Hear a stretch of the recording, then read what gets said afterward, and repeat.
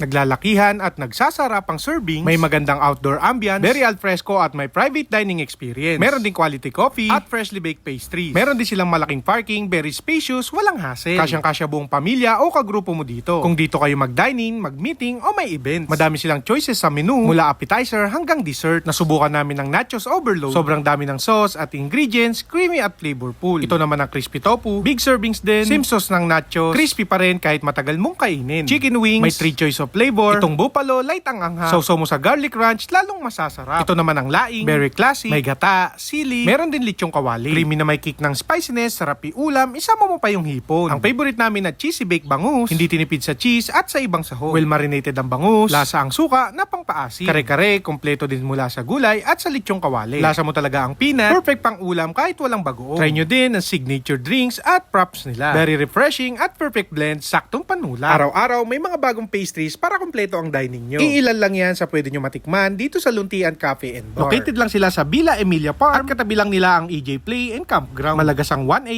Imus, Cavite. At para mas mapabilis ang inyong pagpunta, pwede nyo silang i-search sa Google Maps. I-search nyo lang ang Luntian Cafe and Bar. Isa na nga ito sa masaya at kalmadong dining experience sa tahimik na lugar. Malaya kayo makakapagkwentuhan at banding. Walang ingay ng syudad at sasakyan. Very peaceful at nature vibes. Kung naghanap kayo ng ganitong lugar, dito lang yan sa Luntian Cafe and Bar ng Imus, Cavite.